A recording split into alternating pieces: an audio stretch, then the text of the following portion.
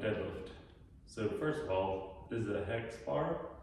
If your gym doesn't have one, you should ask why.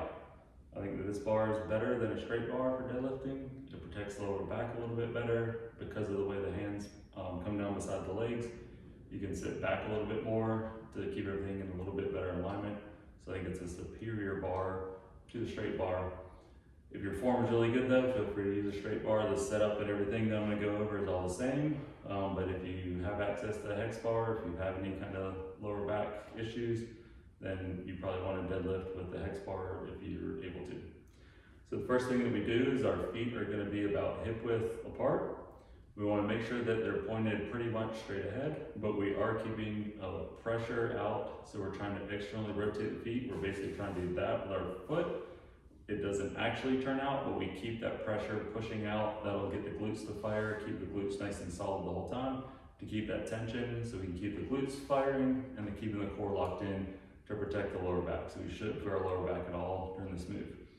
So we're keeping that pressure the whole time. We feel the glutes, pulling the belly button and the spine so the core stays locked in.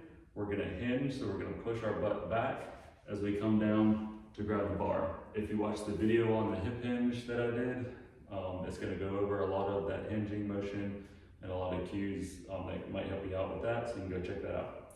So we're pushing our butt back, weight goes back to the heel. We're gonna grab the bar.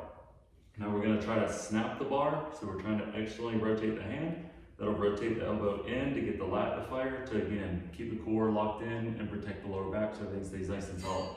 So the whole time I'm lifting, I'm trying to turn my feet out, and I'm also trying to turn my hands out, keep everything nice and solid. So we're mostly driving through the heels, toes grab the floor. We're pushing through the heels. The bar will be almost right in line with the shin. So we're driving through the heels, squeezing the glutes, coming up to the top, tucking the tail so the glutes lock in, core locks in, and then I'm gonna push my butt towards the back wall. As I lower the weight down, the hands are right beside the outside of the shins as I come down to the floor. I'm gonna touch, I'm gonna lock everything in again, drive through the heels, squeeze the glutes to drive the hip forward as I come up, and then nice controlled as I come back to the bottom.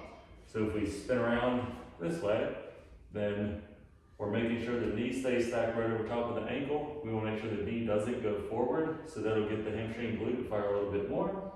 So the hands are right beside the shins, locking everything in, drive through the heels, squeeze the glutes, power the hips forward, and then pushing the butt back, knees stay over the ankles. We come back down to that bottom position, we lock it in, and we drive again. So that's the setup for the deadlift. Like I said, if you're using a straight bar, it's all going to be the exact same. You're still trying to break the bar to keep the lats engaged, keep the core locked in. So everything will be the same. You're just using the straight bar instead of the hex bar. If you have any questions, just reach out.